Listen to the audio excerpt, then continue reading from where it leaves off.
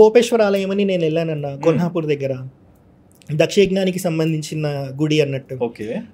లింగ పురాణం మొత్తం దాంట్లో కార్వింగ్ చేశారు. ఇప్పుడు అంత ఓపిక ఎవరికి ఉంది ఒక లైఫ్ టైం స్పెండ్ చేసే అంత? దానికోసం లింగ పురాణం తెలుసుకోవాలి. చెక్కినవాడు కాకపోయినా ఆర్కిటెక్ట్ కూడా ఉంటాడు కదా గుడికి, సూత్రధారి. అవును, అని సూత్రధారి అంటారు.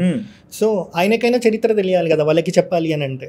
ఎగ్జాక్ట్లీ. ఎంతమందికి చరిత్ర తెలిసి గుడి కడుతున్నారు? మీరు ఎప్పుడు లిటరల్లీ గుట్టకెళ్ళినా కూడా మీకు అక్కడ చరిత్ర ఎక్కడ కనబడదు, గుడి మాత్రం కనిపిస్తుంది. కార్వింగ్స్లో మీకు రామాయణ మహాభారతాలు ఫుల్ ఎంత కనబడవు.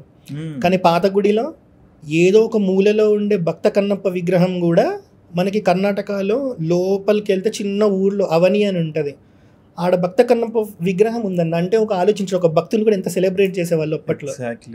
ఇప్పుడు చరిత్ర ఇంత అవైలబుల్ ఉంది. అప్పట్లో చరిత్ర నోట్లోనే చెప్పాలి, నోరుతోనే చెప్పాలి. ఇప్పుడు బుక్స్లో అవైలబుల్ ఉంది, యూట్యూబ్లో ప్రవచనాలు అవైలబుల్ ఉన్నాయి. ఎట్లా కడుతున్నారు? చరిత్ర తెలిసి కూడా మనం కట్టట్లేదు. సో పోయింది ఆ స్కిల్ అనేది, మళ్ళీ రాదు. రావాలని కోరుకోవాలి కానీ రాదు. ఓల్డ్ ఈజ్ గోల్డ్ అనేది అంతే.